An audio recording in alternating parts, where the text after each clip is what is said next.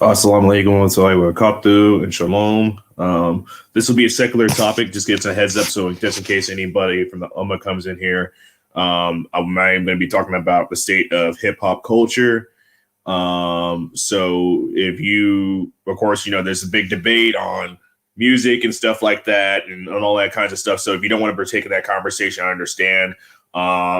You know, I really don't listen to music that much anymore. However, a recent event happened that kind of made me want to branch out and kind of talk about this topic a little bit because, that is actually my biggest nap is, music probably more than anything. But yeah, I wanted to kind of go over what I think recently because, in this channel, yes, I do want to talk about the Dean. And I do want to talk about, things going on in the world and things like that and consciousness. And things at that level. But however, at the same time, I do want to talk about secular topics because I am that's why this channel is called Zaki to Dunya. It's because I am in this dunya. You can't, especially if you live in America, you can't escape music, especially, I'm African American. I was raised off of music my whole life. That's a big part of our cultural identity. And if different cultures have different things a part of their cultural identity, which are not part of the Deen too. So, this is not exclusive just to the African American community. There's different customs, traditions, things like that different cultures hold a value, even certain attire and dressing. For instance, belly dancing actually, from what my research is from Egypt, and and of course, belly dancing to me straight up is haram. It is what it is. It's meant to sexually entice men. That's the whole purpose of belly dancing, and the whole outfit too is super sexual. So anyway, I want to talk about the state of hip hop culture right now. I kind of get out of the loop because honestly, this is going to be biased. Because I'm in my early 30s, so the recent wave of stuff I'm going to be a little bit more out of the loop with. There are some really creative guys coming out here. I really like this is kind of dying out a little bit, the cloud rap era. Like, I'm saying, like guys like Young Lean. And I was also into like the kind of like 3 6 Mafia influence stuff, like from, Suicide Boys, Xavier Wolf. I think the Memphis scene actually, that sound is severely underrated. So, let me dig into it. The first things first. First thing is first. I have to give a big shout out to and give my condolences to the family of MF Doom.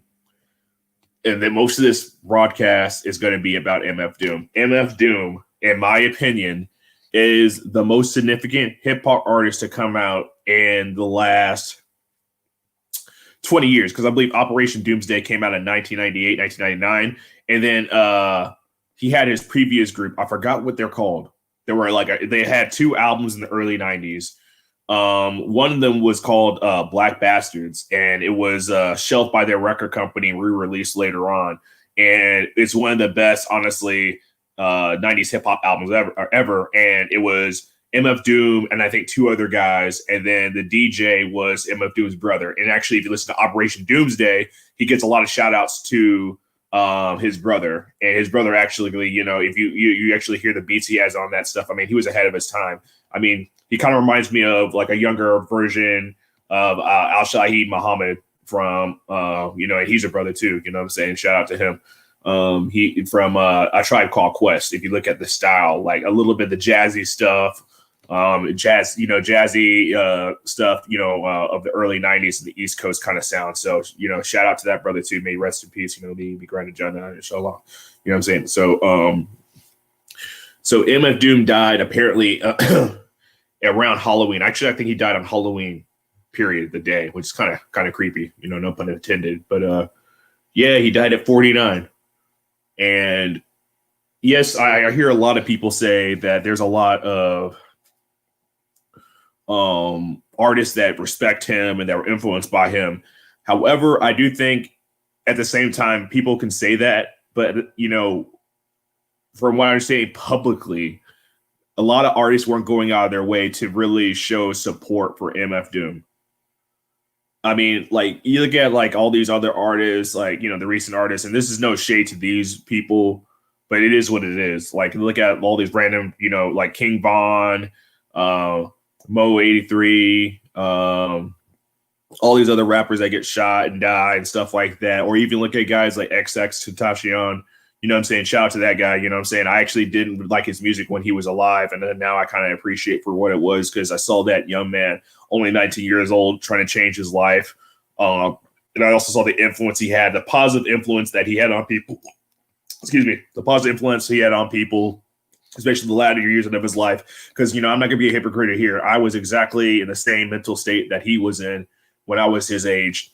And he just happened to make such a big impact in a short time lifespan. And, it's a shame that he died when he did, and in the situation that he died. I mean, this is a terrible thing that I see all too common here in the U.S., especially in the hip hop community and in the Black American community, unfortunately. But I'm not going to get into that really right now. But MF Doom, I mean, his discography, in my opinion, is impeccable. He never released a bad album. He never released a bad mixtape. All of his beats are amazing. Like, he was a Renaissance man. He did beats. He rapped. He produced. Everything he touched is just impeccable. There's not a single hip hop artist out there that's like that. I really don't think he ever released a bad song. And then, let alone when he was in his early era, after his first group broke up for various different reasons, mostly due to the death of his brother on top of that. But his collabs with MF Grimm. And also, MF Grimm, severely underrated too. One of the best spitters ever. And some of the lowest, Scars and Memories. I mean, if you ever want to listen to a song that makes you want to just cry, like, that's one of the realest songs. I think about this life and its experience that it's done yet. Like, you can say music is wrong and this and that, but if you listen to that song, I mean, he literally talks about, getting shot. This is what really happened to him. Him getting shot and paralyzed from the waist down. Him losing, getting paralyzed from the waist down. Him losing his friend to death, and he's talking to his dead friend, while he's in the hospital, contemplating about the mistakes he made in life, contemplating on what led him to be in that situation, and him asking his friend to talk to God for him. And he is asking God all these questions. You know what I'm saying? He's like, why is life there's so much suffering in the world? Why did, Jesus have to die? Why the Holocaust happen? Why did slavery happen? Why did this? Why did that happen? And he's just and it's just, I really relate to that, because from all the pain I've been in my life, I can imagine being in the same situation, and how that's exactly how I would feel, in my opinion. Like, there's so many times, especially when I was young, I would just go and just just look up in the sky or look up in the ceiling, and just be like, God, why? Why is this happening to me? Why is it so hard for me to be happy? Why is it so hard for me to succeed in life? Why do I have so many barriers internally that prevent me from achieving? It makes, you see all these people be successful and they're great at everything. They're better looking than you. And you're like, why is life so hard for me and so easy for them? I mean, why do I feel like I'm cursed? I'm cursed. I'm born to die. This old saying. There used to be a lot of blues songs. They were like, hey, boy, you was born to die. You know what I'm saying? So that's why I'm coming up with that kind of notion. So, I mean, it's real sad, I mean, the situation people get in there. But anyway, that's MF Grimm. Check out MF Grimm. If you're a hip hop fan, severely underrated artist, man. In fact, he has a whole album where it's basically like he creates a character. It's basically a ghetto version of the Gingerbread Man. The whole album. I mean, that's revolutionary thinking. But yeah, I'm just gonna go through my MF Doom's rap sheet and just go through his different albums.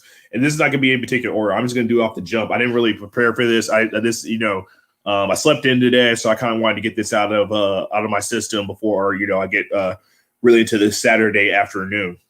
So first off, Operation Doomsday.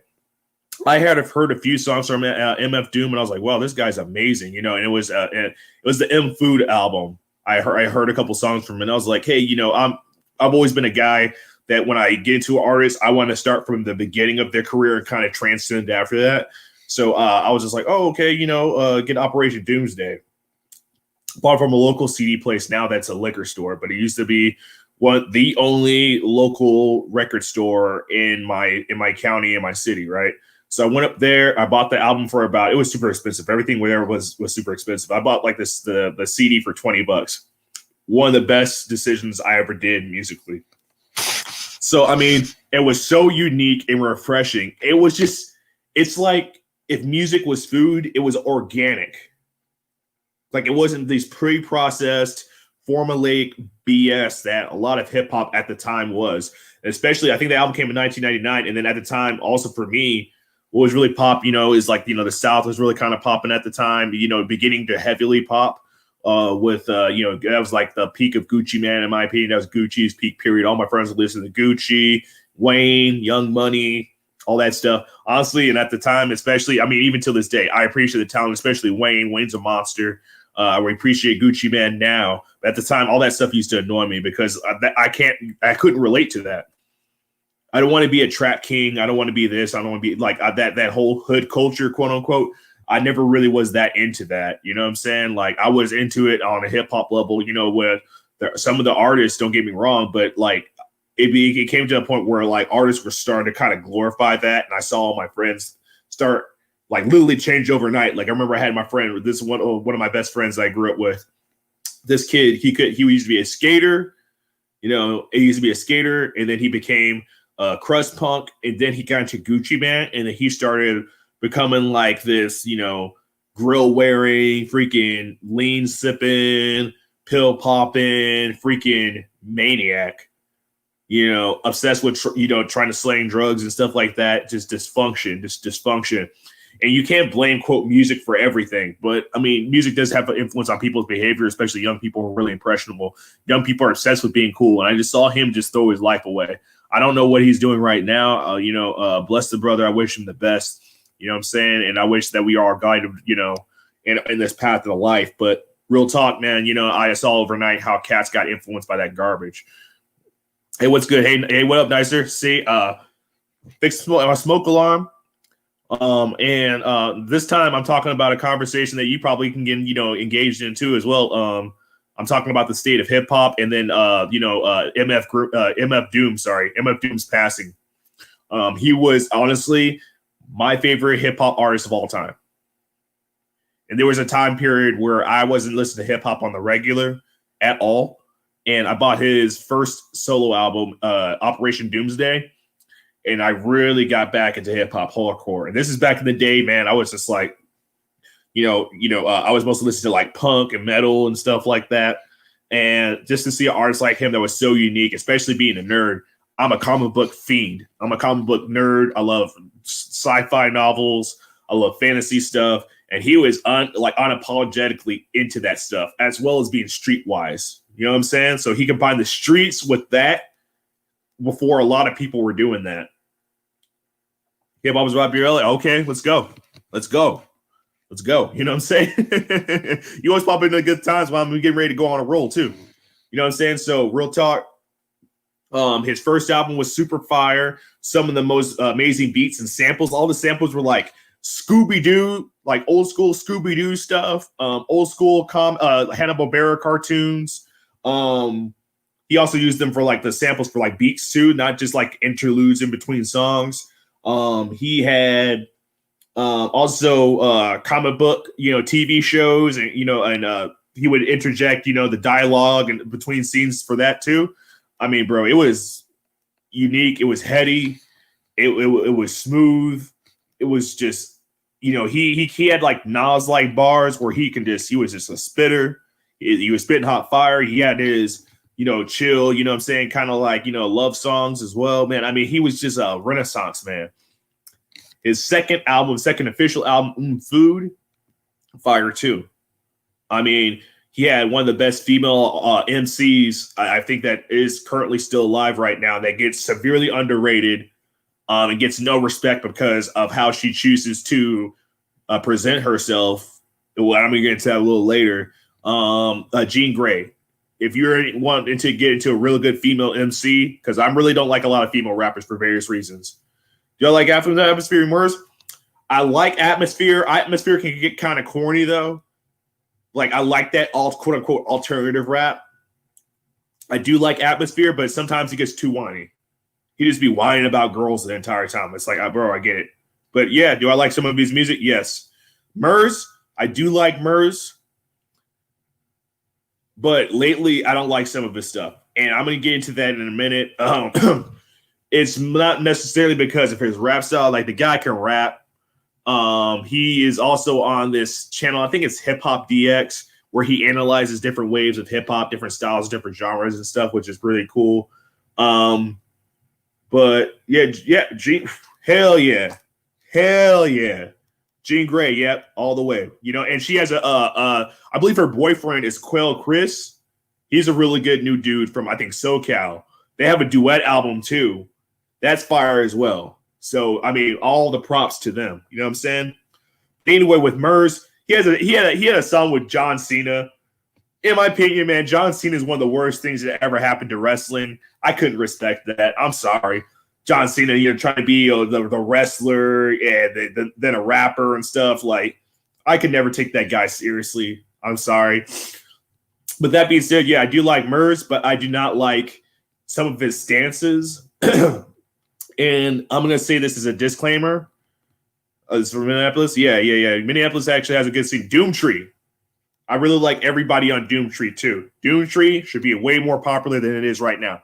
But let me get my point. You're going ahead of me because you're dropping a lot of stuff in that, you know, I have to interject on. So hold your horses. Let me do this real quick. So with Murs, right? He's on Talib Kweli's podcast, right? I think it's called The People something. I forgot what it's called. It's on Uproar.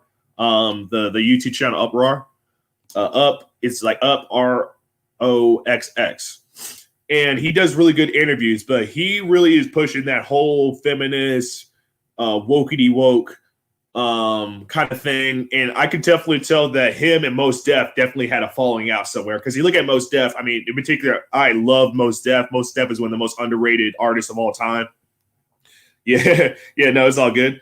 Mos Def, you know, them and Mos Def's that collab Black Star is one of the best hip hop, you know, collaborations ever. But Mos Def definitely went on his own way, and I respect definitely more where Mos Def went. It seemed like Talib Kweli tried to go more mainstream. He's a very talented dude. He's done some talented tracks. He did some collabs with Norah Jones, all kinds of really cool stuff. However, he's on that wokey woke, you know, kind of stuff. And he's on the woke side of like the BLM loving, feminist kind of thing. It's every single time he brings up like some artists, like some of them, he's like, oh, you know, what do you think about gender? What do you think about trans rights and stuff like that? And this is no disrespect to anybody that believes that, you know, or whatever like that. But it seems like it's unauthentic. He goes going hard in the paint because actually, if you look at Twitter, he's a hypocrite because there was actually a lot of times he was beefing with some black female activists and he was doxing them and doing all this toxic stuff. And it seems like he's doing that overcompensate and stuff. But he did one. He had Big Frida on as an artist, and I've actually seen Big Frida. I saw Big Frida years ago, like about 6 or 7 years ago. I never really liked Big Frida. I don't like any of that bounce stuff, twerking and bounce and all that stuff. I could care less. I'm not into that stuff. I think I actually hate twerking. I mean, it's good to look at, you know, as a guy. Of course, it's good to look at. Everyone who doesn't like looking at, you know, thick girls shaking their asses, but at the same time, I think it's stupid. It's the dumbest music that's ever existed. And he had Big Frida on, and he was talking about homophobia in hip hop, which there is. There's homophobia everywhere. So, like, let's not act like it doesn't exist. But I think that the homophobia just gets abused. There's one thing to say, I hate gay people. And there's another thing to say, hey, some of the things that community does, I don't agree with, and I don't support that. That's not homophobic. Just like somebody's not racist if they say, I respect BLM and some of the stuff they do, but what the organization stands for and some of the things they're pushing, I don't agree with. That doesn't make somebody racist. So he had Big Frida on, and literally I couldn't finish the interview because the first 5 seconds he's like, hip hop has always been steeped in masculinity, and this and that, and he made it come from the place of he was mentioning masculinity as a bad thing. I even left a comment there. I was just like, yo, the same people that act like masculinity is a bad thing, especially in the black community that push this feminist narrative, be the same ones asking black men to protect black women. How could an effeminate, weak, physically weak black man defend black women from other masculine men. How can a scrawny, physically weak, effeminate, overly emotional male possibly be a warrior against the powers that be? If that's where you're coming from, get out of here with that. Like I'm not. I unsubscribed. I want nothing to do with Talib Kweli. That was the weakest thing ever. Because 20 years ago, he never would have said that when he was coming up. But now that he's trying to stay relevant, he has to shift gears and say stuff like that to stay relevant. That's where I'm coming from. But anyway, let me go back to Minneapolis, because you brought up Minneapolis. I like talking fast. You know what I'm saying? That's the way I am. I'm caffeinated.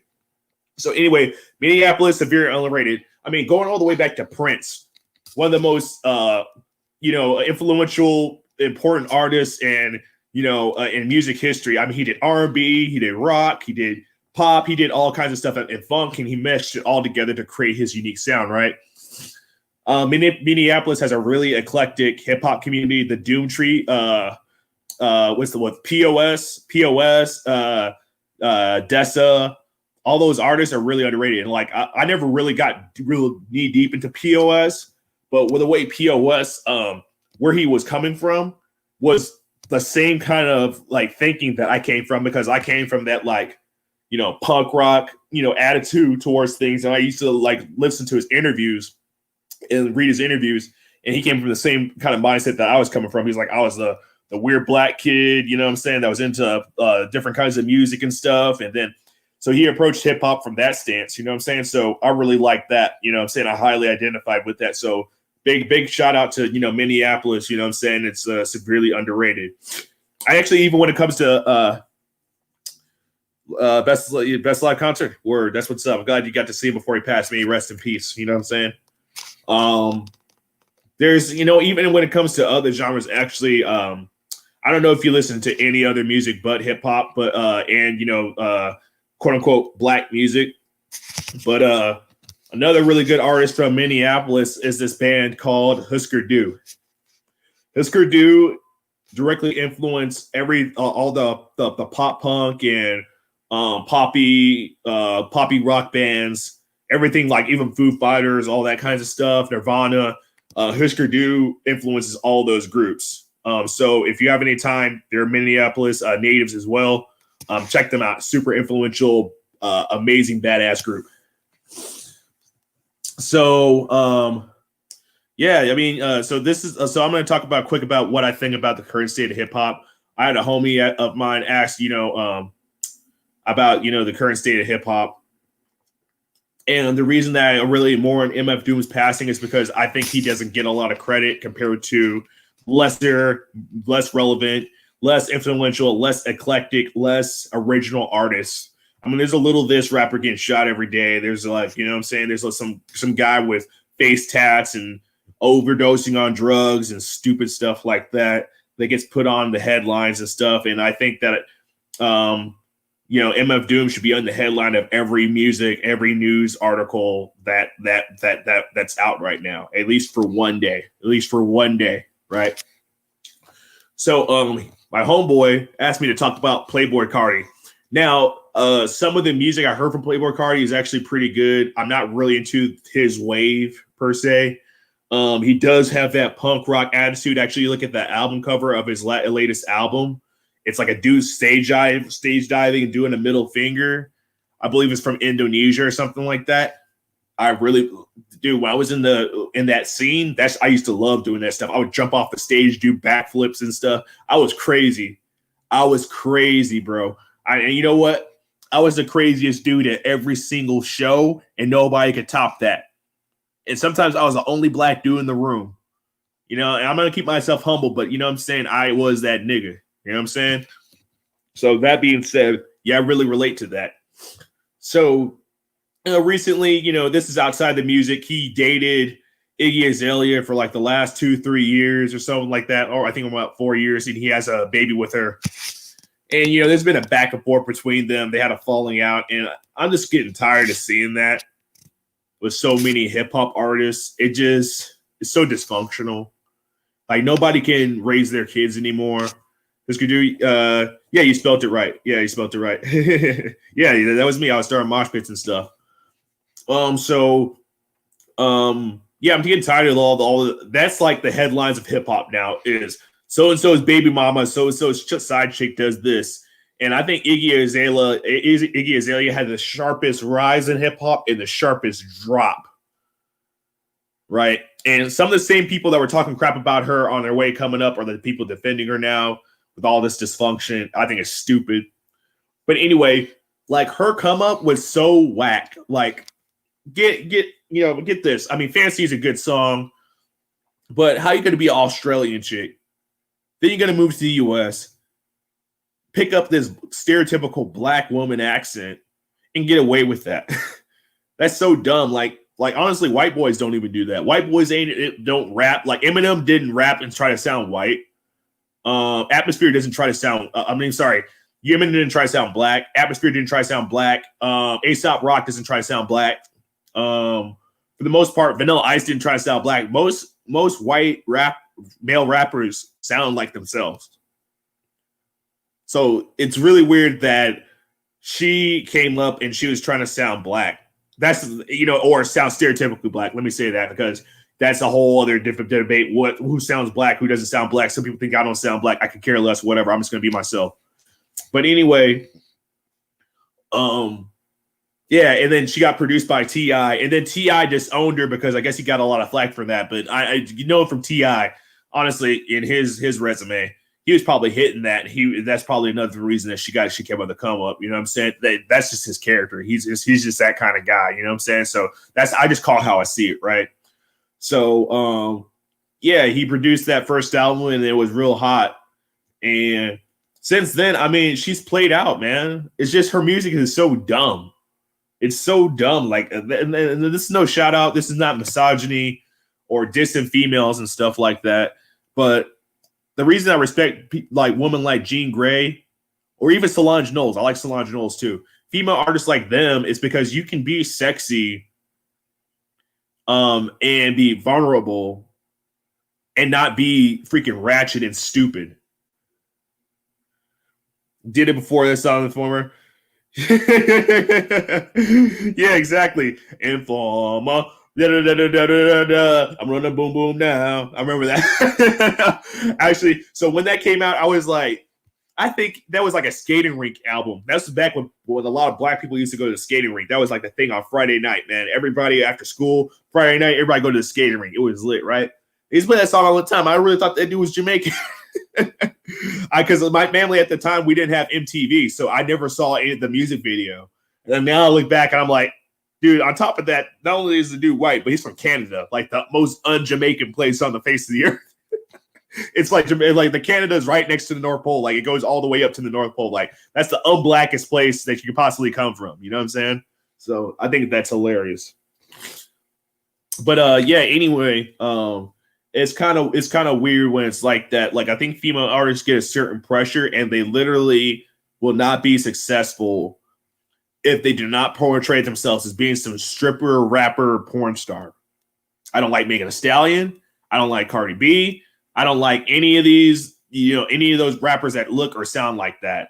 I don't like Sweetie or Salty. I don't like her. I don't like any of that stuff. That's all garbage to me. And I'm an equal opportunity kind of guy. I don't like any of these like idiotic face tattoo having, colored dreads having, grill wearing, freaking always wearing a leather jacket, looking, you know what I'm saying, Migos copy ass like rappers either, male rappers. So they can get all the smoke. If I'm a hater, I'm a hater. It is what it is. They can get that smoke too. But with those female stripper rap, I call it stripper rap. Jermaine Dupri called it stripper rap. And I just made a shout out to Jermaine Dupri. He's one of the GOATs. And he's from Atlanta, so he knows what he's talking about. It really is just Magic City rap. So, for instance, an artist like Rhapsody, I think that she kind of like tries to not view her actual authentic opinion on stuff. Her, Remy Ma, and then stuff like that, I could definitely tell those female rappers really probably do feel some type of way that they're not as successful as some of these other female artists because they're not trying to constantly sell sex. Rhapsody is severely underrated. And there was one music video she had. Boy, she had like, and this is what's crazy. Like, I never thought I would ever say this in life, that I would be more turned on from women from like the character they kind of portray rather than just how much skin they're showing me. Like, he had this in her music video. Yeah, there's lazy, yeah, uncreative, exactly. In Rhapsody, her music video, she had like women wearing the traditional like Muslim garments and stuff like that. They were like covered up. You can see their faces, but they were covered up from head to toe. You know what I'm saying? And they were just sitting posted up, you know, outside on the stoop, you know, in Brooklyn and stuff like that. To me, that was the sexiest thing I've seen in a long time. That's way sexier than the WAP video and stuff like that, because they exuded this confidence and this femininity. And it was just so beautiful and refreshing to see that. But the mainstream doesn't want that to be a thing. Sex sells, and they're willing to push that narrative, right? That's what they want to do. They have a hypersexual narrative, because if you actually think about it, my personal opinion, actually, if you look at certain porno sites, I'm not recommending people look at porno sites, but a lot of these porn sites are actually collaborating with hip hop artists. So the porn industry and the hip hop industry are like one and the same now. So there's actually, I think, G-Eazy, like, and a few other rappers, they've released actual videos on Pornhub. So the hip hop industry and the porn industry are one and the same. So of course, what are they going to push? They're going to push the hypersexuality, of course. I mean, look at a lot of these female rappers too. A lot of these female rappers too now got OnlyFans. So it is what it is. Hey, and actually, even some of the male rappers are getting OnlyFans too. Safa Ray's got an OnlyFans. Freaking Chris Brown, Breezy got an OnlyFans. It's like, it's crazy. You know what I'm saying? It's just everybody's just doing the same thing now. But I don't know. Is there anything that's on your mind? Anything you can think about? You know, hey, you just I think I'm about you know, spent on what was originally on my mind. But if there's anything that you want to say, or you have any questions for me, you want to have a dialogue, let me know. I'll stay on for a little bit longer.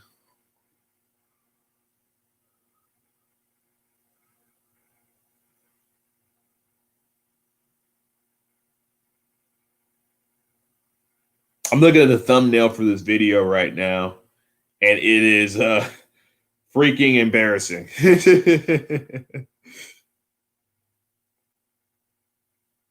Oh, all right. He doesn't know film too?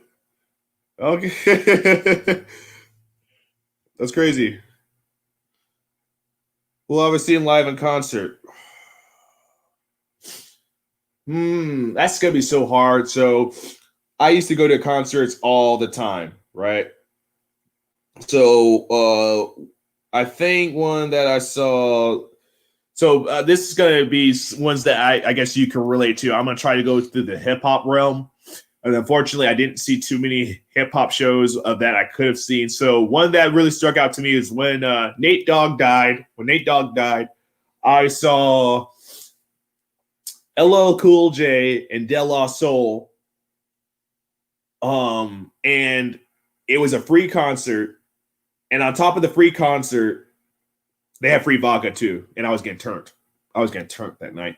But anyway, yeah, so I went there, and I went with my ex-girlfriend and my best friend.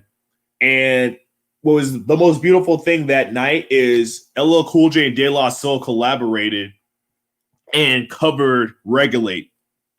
What's it called? Who's the other dude that was Warren G wasn't there, unfortunately, but they covered Regulate, like bar for bar. That was beautiful. And that was like the night after Nate Dogg died. I've seen Wu-Tang.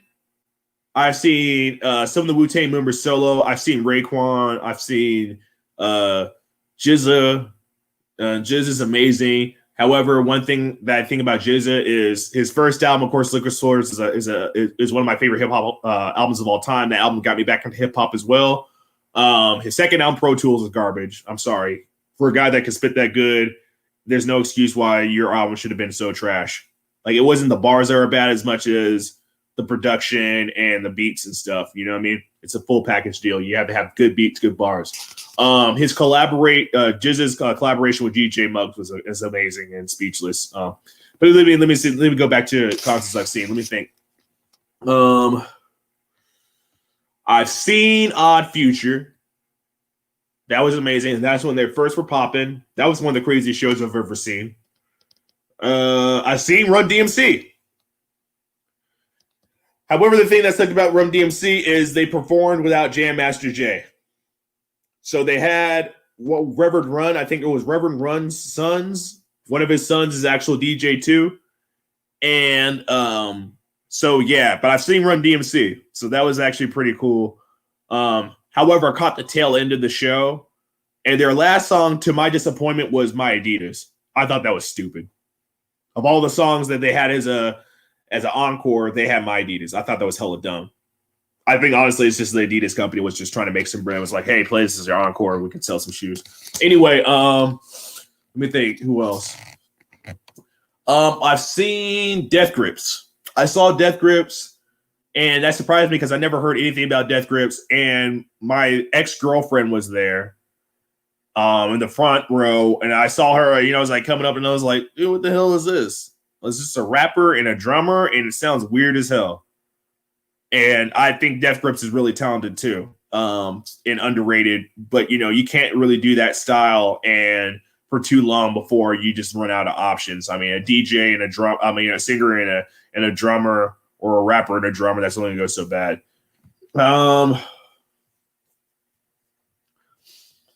Hip hop wise. So hip hop wise, that's all I can think of as of right now. Yeah, that's it for right now. That's all I can think of, unfortunately. That's the more that we're seeing. Yeah, see, like I used to live in Austin, Texas, and there was literally shows at one period of time. There was a show pretty much almost every single day of somebody coming through. During the weekends, it was actually worse because a lot of people work the weekend. So if you wanted to go see a show on the weekend, you're pretty much out of luck. If you work in Austin, unless you're in tech or have a white collar job, most likely work in service industry. There's not a lot of blue collar work. So I always work service industry. So if you work service industry from like Thursday through Monday, or Wednesday through Sunday, is most likely going to be your work week. You're going to end up having only weekdays off. So a lot of good shows I wasn't able to actually go to. Actually, one of my biggest regrets in life was there was a punk festival called Chaos and Tejas. They no longer have it anymore. And I always wanted to go. It was super expensive though, honestly. But you got a lot of bands, and a lot of the punk stuff is less about the music. It's more about the lifestyle. People wanted to hang out and social network and stuff. And but anyway, there was a year that they had that, and I wanted to go with my friends to a show. And so actually for my birthday that year, my roommate bought me, and I never forget this. This guy's a sweetheart. He bought me tickets to see one of my favorite rock bands of all time, at least top 10 of the Deftones. He gave me Deftones tickets. And it was only one ticket though. And at that time I was unemployed, and I was kind of scared of going, because I was like, if I see them, I'm gonna lose my freaking mind. I'm gonna lose my freaking mind if I see the Deftones. So if I get hurt or injured or, some stupid stuff happens, I'm going to be out there alone, and that's going to be super weird, super crazy, right? So I sold the ticket to get tickets to another show, and that show I couldn't get into. It was full capacity. So I was actually hella pissed. That's one of my biggest regrets in life. That's where they have South by Southwest. I've gone to, I never paid for the official tickets, because the thing with South by Southwest is rich bougie people buy tickets, buy the wristbands and stuff, like the wristbands and like the freaking badges and stuff for South by Southwest. Those are like hundreds of dollars. Those are almost like, some of them actually go for like a little bit over $1,000. You get access to everything, but you're not going to have enough time to do everything you want to do. You got to deal with traffic. You got to go all over the city to find all this stuff. So you're not going to have access to everything you want to do. So that's the thing with badges, right? And also, if you know the right people, you can kind of get the hookup. You can sneak into stuff, and that's what I used to do. I used to sneak into stuff. I was like, man, I'm not paying for this to go see this. I would sneak into stuff. And also during the city, it offers a lot of free stuff that just is good. You can see a lot of like mainstream artists, underground artists for free. A lot of the record companies, they'll have a showcase of their actual record label, which is really badass. So like, you know, Def Jam would have their showcase of other up and coming artists and stuff. When Watch the Throne came out, the record company that did Watch the Throne, I think that was Def Jam too. They had a surprise concert at this abandoned warehouse with Jay-Z and Kanye West. There was a huge line around the block, like block after block after block of people trying to get into that, and it was a free show at after midnight. And you can catch all kinds of. Doomtree actually had a really good showcase. I missed that. I really regret missing that, but Doomtree had a whole showcase, and I chose to go to something else, which I forgot about over that. God, there's another artist that I think he's a white boy. And he's actually really good. He's better than Atmosphere and A$AP Rocky and all those guys. I forgot the guy's name. Let me see. He had an album called Bottle Full of Humans. Let me Google it. That guy's fire. Soul. Yeah, Soul's the guy. Soul's severely underrated as well.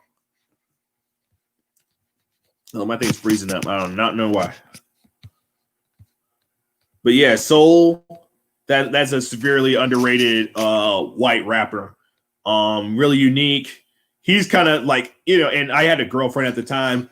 She really liked soul, but she couldn't listen to it, and she wouldn't let me listen to it for too long because she said it was too sad. Like, the guy is always pessimistic and sad and stuff.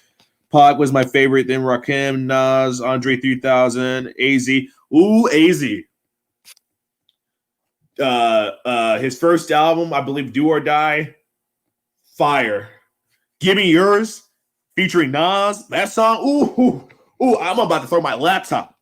That was straight fire. AZ has an impeccable flow. That was an impeccable flow. That's why I like East Coast guys. East Coast guys, like they perfected like having a good flow. Like their just words and their bars just rode the beat. They would just ride the beat. A lot of West Coast stuff and Southern stuff is all just about they're just laid back, they're just chilling, they're saying something every now and then, but then they're really not riding the beat. Pac is good. The only thing I don't like about Pac is, and this is unfortunate, I really feel sorry for that dude. And I think that he ended up getting into that gangster lifestyle. He was forced to because of the circumstances that he was in. So if you look at his early career, he was more of the conscious kind of style stuff. He was trying to make a career in acting and stuff, and then he caught that case. And I can only imagine how that feels because I've been, you know, in situations like that where, you know, a situation happens and then, you know, your reputation gets thrown in the mud. And I remember like, when that case happened, when he went to jail, a lot of people didn't want anything to do with him. A lot of people didn't support him, but guess who did? It was Suge Knight. You know what I'm saying? Suge Knight had his back, and I think, and that's kind of crazy because if Pac lived now, he wouldn't have gotten away. He wouldn't have been able to bounce back like how he bounced back. But anyway, you know, for him getting shot with Suge Knight, he got all those negative influences, and that's when he started acting more wild. More wild and being put in more messed up situations that end up leading to his death. But Rakim, oh yeah, that guy spitting bars, and he was on part of that 5%er. Knowledge of self kind of style stuff as well, and just being a cool laid back, you know what I'm saying, player. He had a lot of good bars, saying he's to give assalamu alaikum, you know what I'm saying? So much compared to Rakim, the GOAT. I don't know why he just stopped making music or whatever like that, but he's severely underrated. And it comes apart is very humble. Like that's the Godfather right there. Nas, of course, one of the best spitters ever. You know what I'm saying? I know you don't need to say Illmatic's a classic. It just simply is. However, It Is Written is all right. But a lot of his albums just don't hold up. He has a really bad record of terrible beats. And there's no excuse. To me, there's no excuse for a man of that talent to have, especially as such a good classic debut, to like have such a crappy rap sheet after that. I just don't understand it. However, I think that he had a saving grace when he had the album that was produced by Kanye. He only has like 7 songs on there. That's an amazing album. That's one of the best albums that's come out in the last decade. Andre 3000. Yeah, I love Andre too. Outkast. There'll never be another Outkast. Point blank, point period. I think Outkast is one of the last good hip hop duos. Because if you think about it, like there's always been hip hop duos, but a lot of hip hop duos, they had the DJ there, so they consider the DJ like an official / unofficial member. If you look at hip hop duos, I think another good one is A Tribe Called Quest. Tribe Called Quest is, I mean, I don't even want to get into that. I mean, just, I get shivers up my spine just thinking about how good that group was. I mean, never released a bad album. They broke up at the right time that they did. Q-Tip's an amazing spitter. Five Dogs an amazing spitter. Shaheed Muhammad, one of the best producers / DJs, samplers of all time. So, I mean, I could, okay. Hey, what's up, brother? Salam. What's my view on Islam and music? Great question.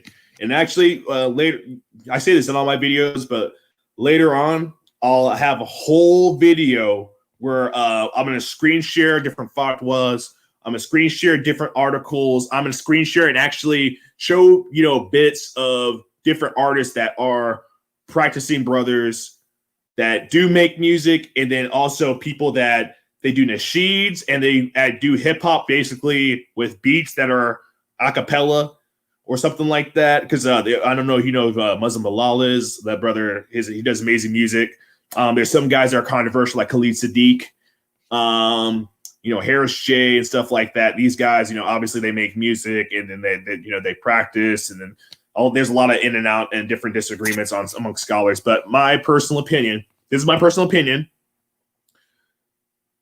depends on the music you're listening to, the intentions of why you're listening to that music, and is that music stopping you from practicing? So, like my background, where I was purely saying I listen to a lot of punk rock and metal, right? There's some pop, some of that music, and a lot of it, I'm gonna say a significant amount, if not most of it, I think it's haram.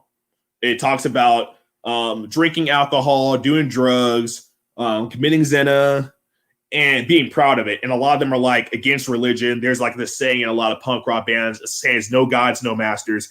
I can't get down with that anymore. That's obviously promoting atheism, and I can't promote an apostasy. I can't get down with that. I met a lot of people that came from Muslim backgrounds that played music. Some of them were practicing and some weren't. Especially a lot of the sisters. It seems like whenever there was Eid, they would go with their family and stuff like that. But meanwhile, these girls got tattoos all over the place. And they're committing zina, drinking alcohol. I mean, say wallahi, we all be guided, on the right path. There's no shade to them. But if you're making music, because there's a lot of hip hop, especially hip hop, is really embedded with a lot of people that were from either practicing families or they practice themselves. If you're making music, you can talk about the ills of the world, but don't glorify it. It's just like if you go to a madrasa, right? There are madrasas that where the scholars or the imams will talk about battles and conflicts and warfare. And, warfare is one of the most horrible things to actually endure and propagate in. But if it is necessary, it is necessary. It is a part of being a human being, is engaging in warfare. We love to live in a peaceful world, but, war is always going to be here as long as they're human beings. So if you can have lectures on that and conflicts and stuff, if you have music and you're talking about conflicts and struggles, whether it be spiritual struggles, physical struggles, violence and stuff, and if you're coming from a perspective as if you're reporting these things and warning people about the dangers of this and the dangers of that, like if I did music, that's what I would do. I would make music of being like, hey, avoid this, avoid that. This is what led me to where I am right now. Because if you look at especially like other religions, right? There's a lot of Hindus, a lot of Buddhists, and Sufis too. Sufis do this too, and there's a big debate on Sufis or whatever like that. But there's a lot of Sufis that participate in music. Christians, a lot of the Christians were able to kind of have a big impact in the late 90s, early 2000s with there was this big Christian metalcore. They call it Christian metalcore. Artists like Underoath and things like that. Norma Jean. They were practicing Christians. A lot of these guys were born into ministries. They were practicing Christians, and they did music, and they had a lot of messaging that was conducive with Christianity, promoting Christianity, promoting, living a more holy lifestyle, I guess you could say. Gospel music. A lot of Christians make gospel music and things like that to basically help promote Christian values and stuff like that. So that's my standpoint. If the music is about twerking and stuff like that, then definitely that's haram. That's straight up haram. And if you're promoting dancing that's provocative and meant to be provocative, I think that's haram. Like point blank simple. But music in of itself, I think you can make music and then make it be about halal subjects. Yeah, brother, that is more close to nasheeds and poetry, which Islam promotes, but R&B, hip hop, heavy metal is not one of them. Yeah, I agree, because I heard of several hadiths where it talks about, the instruments in particular. That's the problematic thing more than anything, which is pretty interesting because I've heard, scholars are going to say what they want to, but there's even scholars that say beatboxing is haram, which to me doesn't make any sense because it literally is just using your vocals to imitate a natural vocal like thing, kind of like barbershop quartets. There's a thing called barbershop quartets. It's all a cappella, and they have a guy that does the bass. And he just has bass in his leg. He's like bum bum bum bum bum bum bum bum bum bum bum. He just does that, and that sounds like a bass instrument or like a drum. So that doesn't make any sense. There's like people that say, oh, if you beat on a table, like there's people that say that's haram. When you can go to a construction site, I could go to a construction site, record that, and that could sound like a beat. So, I mean, yeah, I hear a lot of the arguments and stuff when it comes to instrumentals. So here's the thing. Here's something that just came to my mind. There's an artist known as Bjork. She actually, and I'm not, I know you can say, supposed to conceal your sins, but she's one of my favorite artists ever, right? And she actually had a whole album called Medulla, I believe. And the whole album is literally a cappella. Technically, her whole album, now the themes of it are love songs and stuff like that. But the way it's made and produced is completely like a nasheed. Completely a nasheed. There's no musical instruments in the entire album. It's all vocals. So is that haram? If I use the same techniques that she did, and it sounds like they're musical instruments, but it's all vocals. Is that haram? That's why I'm coming from it. You know what I mean? So if the argument is that instruments are haram in of themselves, then if you use just vocals and it sounds like a musical instrument, I mean, it's kind of weird. We can take mod to make it look like a music beat, like the R&B ones, where you can dance in a club. Basically, like, I mean, the same thing can be said about the daf. I mean, universally, people consider the daf to be halal. I've seen weddings where women are dancing to the daf. So, I mean, if it's a beat, you can. If you use a beat, then off of the daf, and the daf is considered halal, then it can become just as haram. You know what I'm saying? That's why I'm coming from. So, yeah, even if something's quote a cappella, when people flow, sometimes when people rap and they flow, it can be even halal flow. Like what they're talking about is actually the deen, but people will start they start bobbing, and people will start dancing when the people do freestyles and stuff like that. So, I mean, if you're going to say that if it invokes dancing and becomes normal music, it doesn't.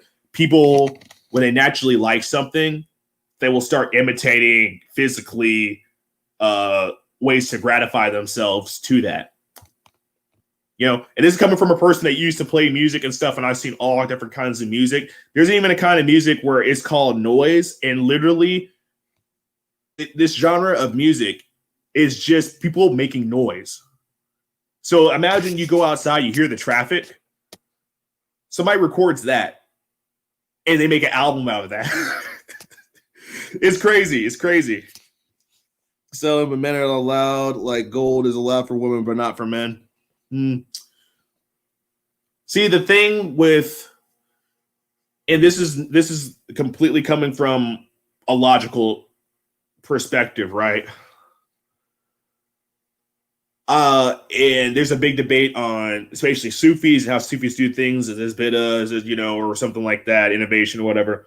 I've seen plenty of Sufis use the DAF for their celebrations, and it's just nothing but men. They're around, they're making dicker, they're doing this. Like for instance, right? Me doing this. Is that, that's just as powerful as a DAF. If you look at military parades, you could say you could take all the musical instruments out of it, right? But they're soldiers, they're chanting, right? They do these things called known as jodies, where they sing a song where they're marching. They're like da da da da da da da da da da boom boom, and they stomp their feet, and they're naturally doing it because they're marching. Like this is not intentional, but you'll hear a rhythm when people are walking together. When people walk together in a synchronized way, people start sounding, you start hearing the rhythm of their feet. Literally, it's just that. It's not even like a dance. It's just they're walking together because they had to walk in a formation, right? So they're going like duh, duh, duh, duh, duh, duh, duh, duh. I could record that and make a beat out of that. And it's nothing, it's not a musical instrument, it's not intentional. So that's the way I'm coming from it. And wallahi, may we all be guided and practicing our deen appropriately. And I'm an outsider, I'm a revert, so I'm coming from that perspective as well. So I'm trying to, and I'm not trying to sound like I'm challenging you or I'm just offering my perspective. Of course, I'm not a scholar. I'm just a person that likes to study and research things on why they are the way they are and then move on from there. You know what I mean? So, especially like what I think is really challenging right now is our TV shows that are even about stories about people in the deen and the Sahaba. Are they haram because or even like Islamic figures, like for instance, Ertugrul. That's the insanely popular show amongst the Ummah. Insanely popular show, even outside of that, right? And people being like, okay, so if you make a movie, that's going to include free mixing. There's no way you can't make a movie and gender segregate, because if you tell a story, you're going to have men and women together, right? A lot of these shows do have theme music for the show. And if you have characters, right? Let's say this is about the Sahaba, right? There's the people that are wearing hijab and things like that. And then you're talking about another tribe that doesn't wear, that they're not practicing. They're the polytheists, right? They're the pagans. You're going to have the women that are the polytheists and the pagans dress like the polytheists and the pagans. Or let's say you're talking about the Romans, like the Romans, like their woman did not dress in hijab, their woman, or different tribes, like, you know what I'm saying? You're talking about the natives that lived in Native America, right? A lot of those women were, I hate to say it, they were straight butt naked. Like you literally can't make a story that takes place in Native America or in certain parts of Africa, like the Discovery Channel and stuff like that. You'll have to just basically blur it out, honestly, if you want to just have it like that. So I agree, Liberty, yeah. Sufis, do these attacks, yeah. And there's actually a Sufi meditation center 45 minutes away from here. I don't consider myself a Sufi. I don't consider myself anything but a Sunni, right? I'm just a Sunni, and I'm trying to make the best out of my deen, right? So I'm trying to educate myself on different schools of thought and stuff like that. But I am knowledgeable enough to avoid innovation. That's something that's very important to me. So I do want to see where they're coming from, where their perspective is coming from. I do like a lot of Sufi writers and poets and a lot of how they approach certain things, because they just love like Allah. A lot of them, it just comes across, they just love, and it's unselfish. It's like we just worship and we make salah and we pray and we make dhikr because we just love Allah. That's beautiful. That's beautiful. And I think a lot of young people, if they would approach things like that, just loving Allah for the sake of Allah subhanahu wa ta'ala. Not because you're going to get rewards, not because you're going to get money or respect. You do it and you make salah because you're honoring your creator. That's the way I approach salah. Like, I don't make salah because, oh God, I don't make dua like, oh, I want a nice car. I want to be with a beautiful woman and this and that. I make dhikr for I make dua for my enemies. And I'm not putting myself as being a pious person. I'm not. Like I mentioned before, I have my NAFs. You know, I try to, do use innovation. You listen to this news sometimes, but it's not based on textual evidence. The campaigns never did with it. Yeah. Exactly. And you know what? That's true. And see, that's another thing too, is like, you can't be selfish in your desires and what you want to approach in the deen. If it's written, it's written, point blank, period. And that's one of my biggest things with the quote progressive. They call them the liberal Muslims, the progressive Muslims. Like they try to approach the deen from what's acceptable now, and they try to change it to fit today's narrative. And I think that's garbage because it's just going to water it down and make it something that's absolutely not. I mean, you got people now these days thinking that celebrating Christmas is halal. In Christmas is straight up shirk. Nobody, I don't care what anybody can say. This is from a guy that's not even the best practicing guy. It is obvious that Christmas is a form of shirk. Actually, I got an argument in the chat section with Mufti Abu Layth and all of his people, and a few people actually ended up agreeing with me. You can actually, there's a show that Mufti Abu Layth did a couple of days ago for the new year. You can look it up yourself. I'm in the chat room straight up saying, hey, Mufti, you're wrong. How dare you say that Christmas and celebrating Halloween is halal? Yes. Like, how dare you say that? As a Mufti, you know better. You're just trying to say things to agree with people, to make people feel good about themselves, or so you can fit into whatever avenue you're trying to get into. But celebrating Halloween and Christmas is haram. Point blank, period. I mean, if you know the origins of Christmas and Halloween and stuff like that, you can't use that as you can't use that as defense. It's straight up haram. It's obvious that it's haram.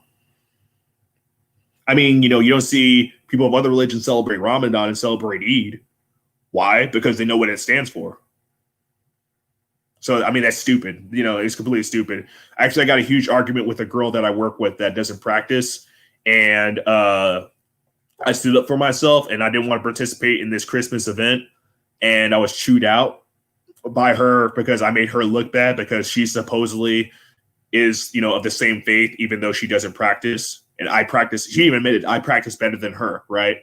And she was like, what are you going to do if you go to a certain place and they're playing Christmas music and doing this? And I'm like, hey, I chose to be in that place. I don't want to be forced to participate in that. And there's different sins and different levels. Shirk is the worst sin you can participate in. Shirk is, if you die and you commit shirk, that's worse than murder and all these other crimes and all these other sins that you've done, because you're directly disrespecting your creator. Yeah. And I completely agree with you. And actually, he had these one-on-one talks and these panels, and I was trying to jump on so I could directly challenge him. I want to directly challenge him to his face because that's what I noticed. I've never really seen him, except maybe once, directly one-on-one talk to someone that was challenging his beliefs and him defend himself at that moment. It's always like little micro stuff, like, you know what I mean? But to me, straight up, it's just like, bro, like, you're saying something that's really problematic. You might as well just straight up say zina is halal. And I think a lot of the people that he's trying to get, the audience he's trying to get, this is my personal opinion, and I try to actually turn people that aren't practicing onto Mufti Abu Layth. Because I'm like, hey, you're not practicing, so at least this guy could possibly get you more in tune with your deen on some level. Like, it's good. It's better. Something is better than nothing sometimes, right? I'd rather have you listen to him than straight up being an apostate. You know what I mean? I'd rather at least have you listen to him than straight up leave the deen altogether and just become an apostate. So that being said, he says really problematic things. And it doesn't even take a scholar to know that this goes against some of the basic tenets. You know what I'm saying? And I think he needs to be formally challenged by somebody one-on-one. And I think he's being a coward by not doing that. And I was really going ham on people in his comments and in his chat section. And actually a couple people ended up agreeing with me. I was like, bro, like I come from that tradition. I celebrate Christmas for most of my life. And even other Christians disagree on Christmas.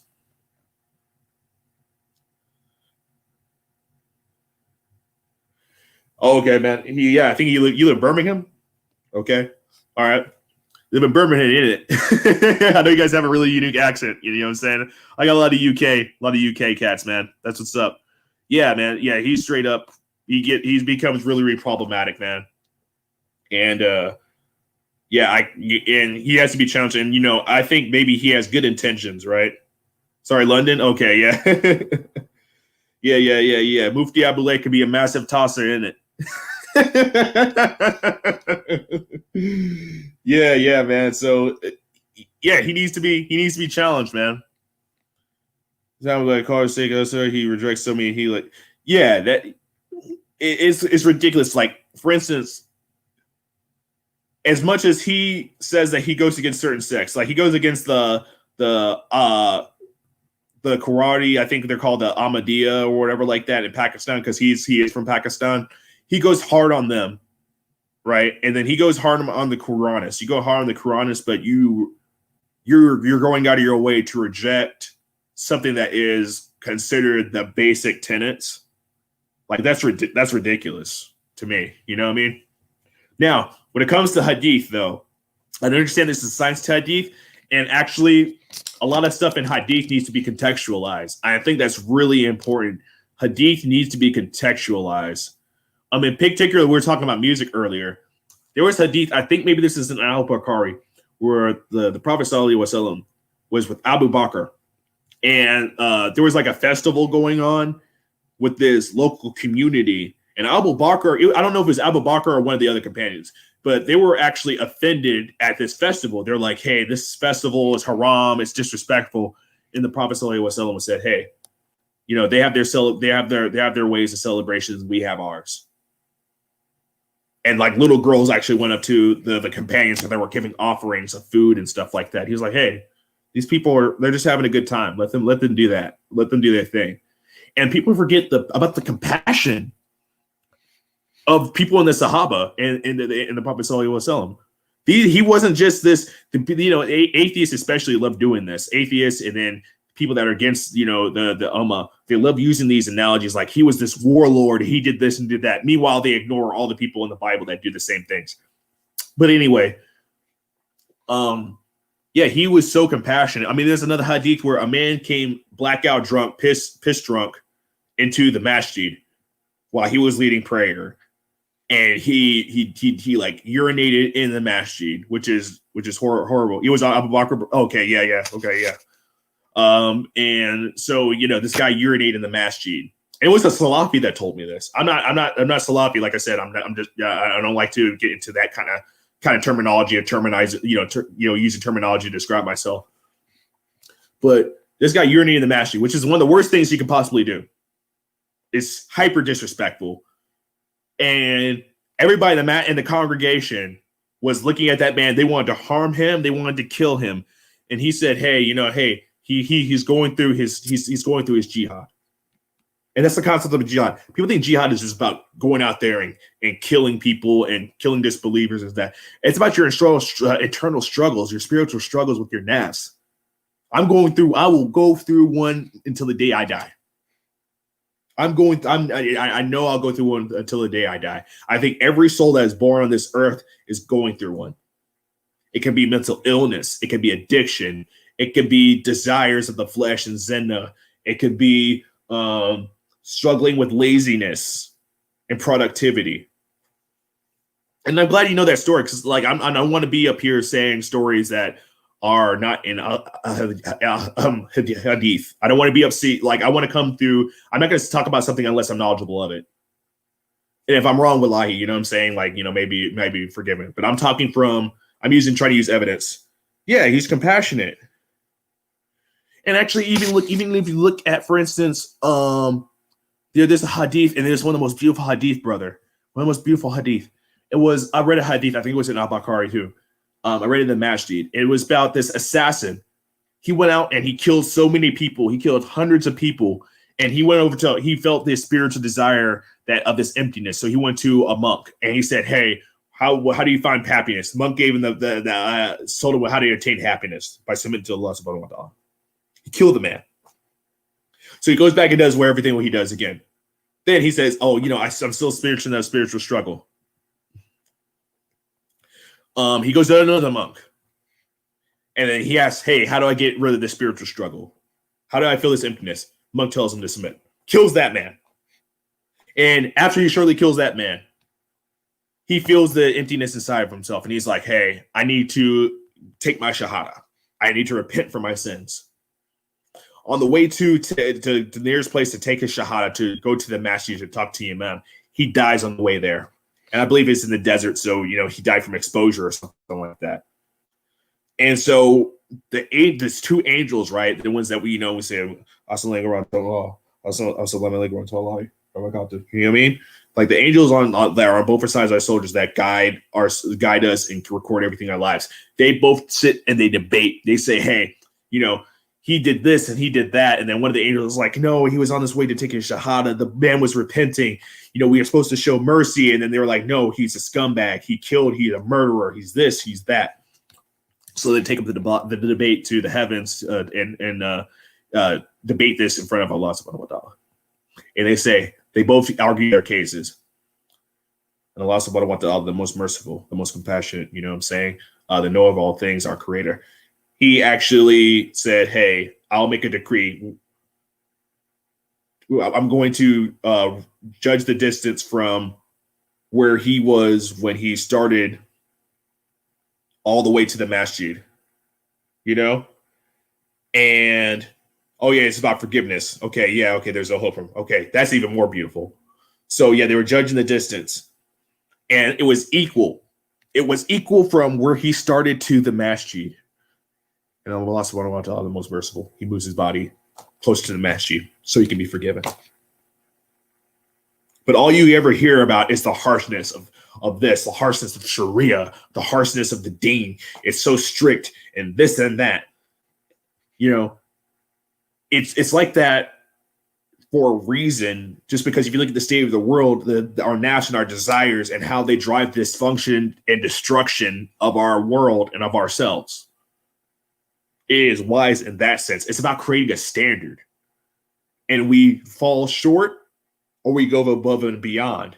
And all too rarely we go below because we're human beings. We are flawed.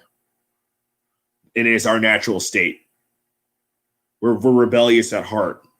And that's the thing that gets me. That's what's so beautiful about this thing. It's not about being, super perfect. It's about doing the best you can and bettering yourself each and every day. That's why they say you're practicing. You're practicing. Yeah. So I started the stream for something else, and then we went to something else. That's actually pretty interesting. So, man, you actually came in a great time. You actually kind of made my day. I needed to offer salah for Asr. I kind of missed it. It's about an hour past. So, I'm going to end this stream so I can offer salah. Thank you so much for coming. I appreciate it so much. You made my day. Honestly, I really needed to get this discussion because it's good to do it in real time, because a lot of times you sit up on, said, don't, yeah, I said, yeah, exactly. No arrogance or humility, no arrogance. Yeah, definitely humility. Yes, exactly. Yeah.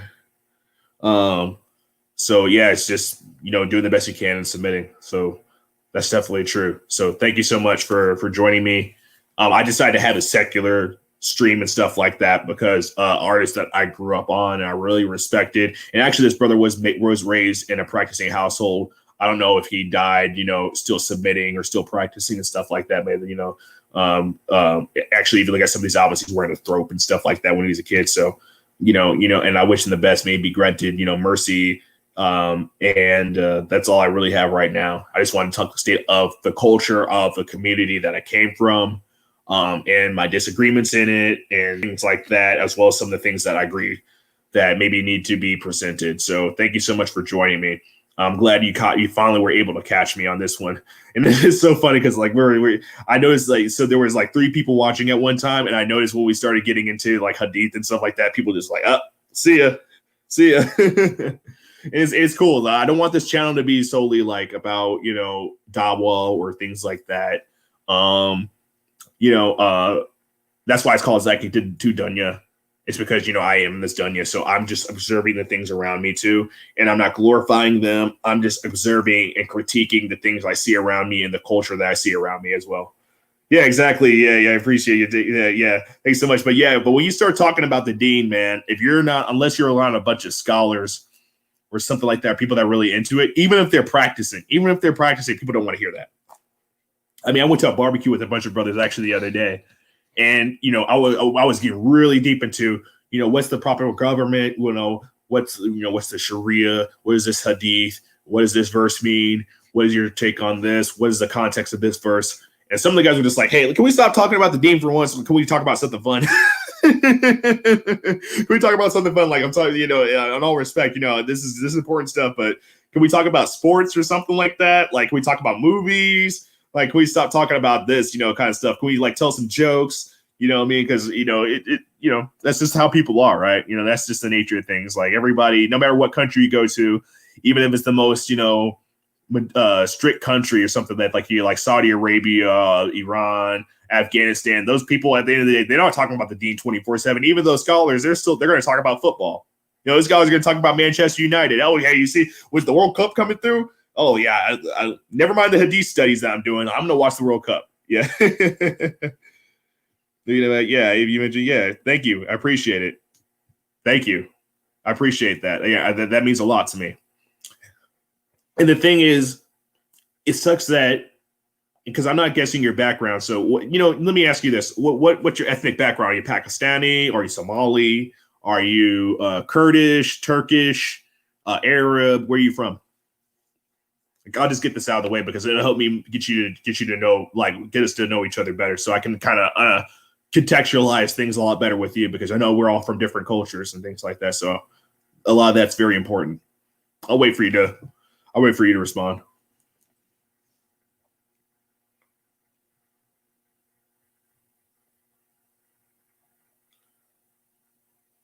Living for a whole life? Okay, alhamdulillah.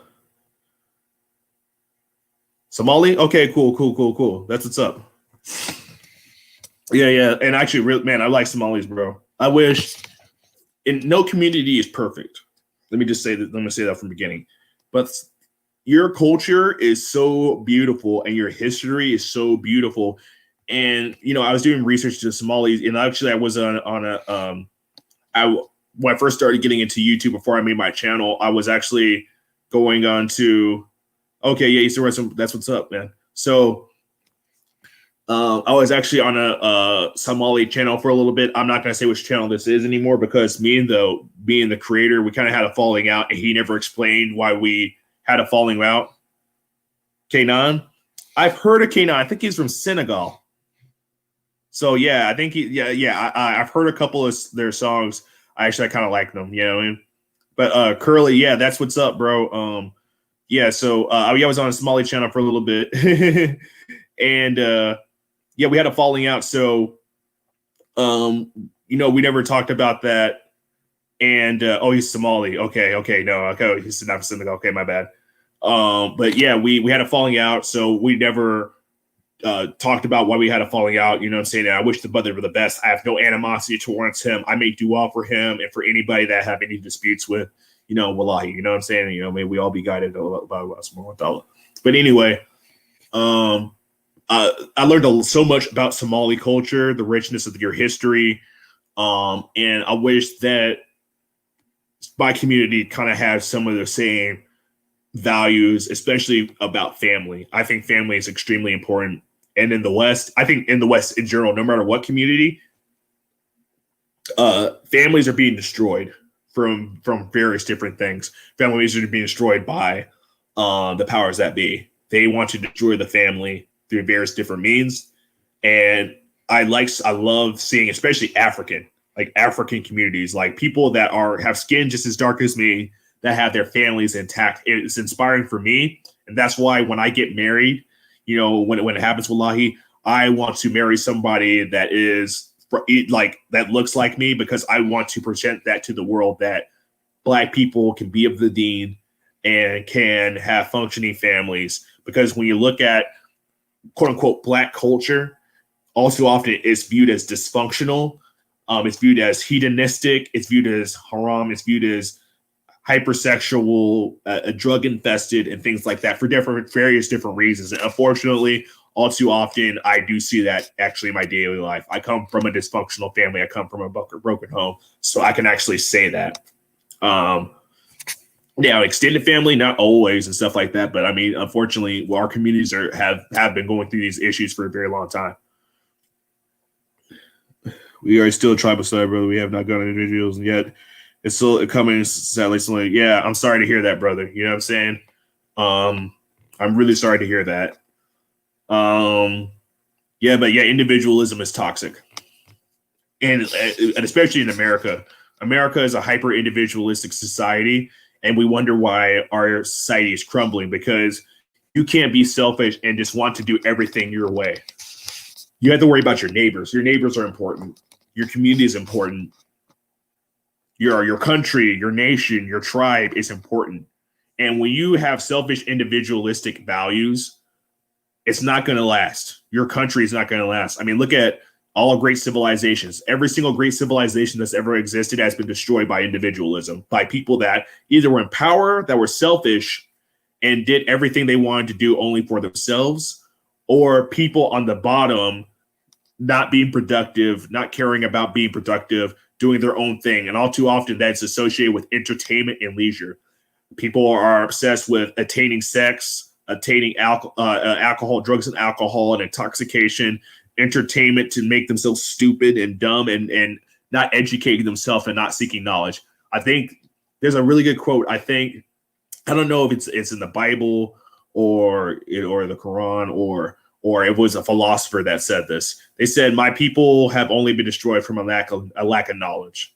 And this was in reference especially to like Africans, like, it's things like that. So, and I think that in my community, that's the biggest thing is people don't seek knowledge and they're destroyed by a lack of knowledge. They're destroyed by a lack of knowledge of self. They're destroyed by a lack of any spiritual values. I'm sorry to do a hand thing, man. I watch a lot, way too many muftis, man, and it's starting to get to me, man. A lot of muftis, they're like, yeah, decadence destroyed Rome, and we're right now we're witnessing that here. All this craziness with sexual obsession and obsession to entertainment and music and dysfunctional behavior. Actually believe this not in ancient Rome, when the Rome became an empire, Augustus Caesar, who was the stepson of Caesar, he was the first emperor of Rome. The first emperor of Rome literally made a law punishing adultery because so many Romans were participating in adulterous affairs, sex with prostitutes. And he literally said, hey, if you do not, under threat of death, if we do not have families together and promote monogamy, our society is going to be destroyed. Yeah, promote porn is in it. Yeah. And don't even get me started on the pornography industry. Trash, disgusting. It's destroying our young men and leading our young women astray. Yeah. And actually, it was actually pretty curious.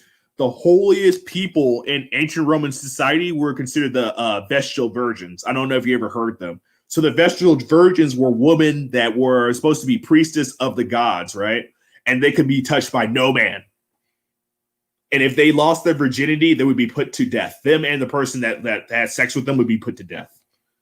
And they literally, as hedonistic as they were, they still value virginity as being sacred. And when the fall of Rome happened, sure enough, that was one of the things that happened. It was the Vestal Virgins, like, that wasn't taken seriously anymore. You've been watching Netflix, sleep around, you don't care about your nation, and that's going on. Exactly. And some of the stuff on these shows is absolute garbage. There's I don't know if you watched that doc, and you know what? I'm not even gonna say the name of this movie on Netflix because it is straight garbage and straight trash and straight disgusting. I don't want anybody to watch this because by watching it, you are supporting it. But I think whoever's in the chat, you guys know what movie I'm talking about. It caused a lot of controversy, rightfully so. It is disgusting. And the people that came out with that material should be put in, I hate to say it, in my opinion, they should be brought to justice. And the very fact that could be put on a platform like Netflix and openly receive critical acclaim, it shows you the state of the industry and what they want to promote. And they purposely, you notice that in that show too, they had a Senegalese family, and we know the culture of Senegal, the religion of the people of Senegal, and they purposely did that, I think, to directly show the destruction of the family and promote the destruction of the family through individualism and hypersexuality. Point blank, period. It's disgusting. So, hey, brother, I gotta go. It was so great talking to y'all. Sorry, Nicer, that this became about a religion and spirituality and stuff like that. I know I came in here, it's supposed to be a secular talk. Next time I do a video, I'll send you a direct link to let you know when that's going to happen, because a lot of my lives are spontaneous. I like them that way.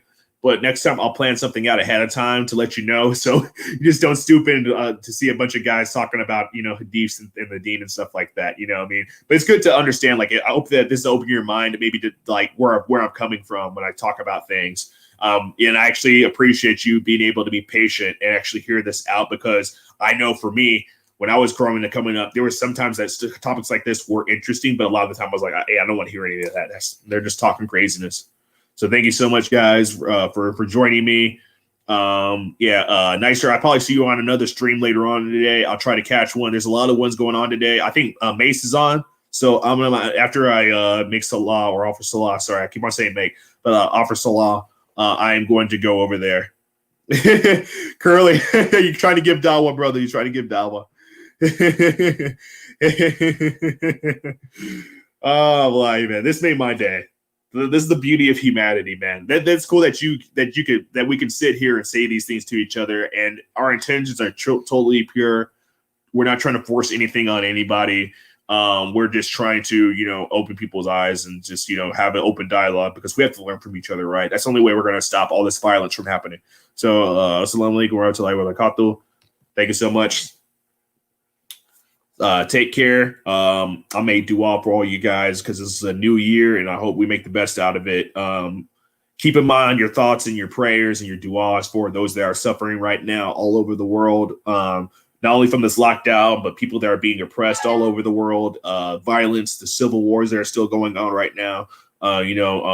Keep those people in your prayers. I'm very serious about this, because every single day there's children dying, there's people starving to death. I live in a place of privilege. I have a roof over my head. I have a job. I have so many things to be grateful for. And so, it's a struggle for me sometimes to recognize that in the midst of getting caught up in this dunya. So thank you so much for tuning in.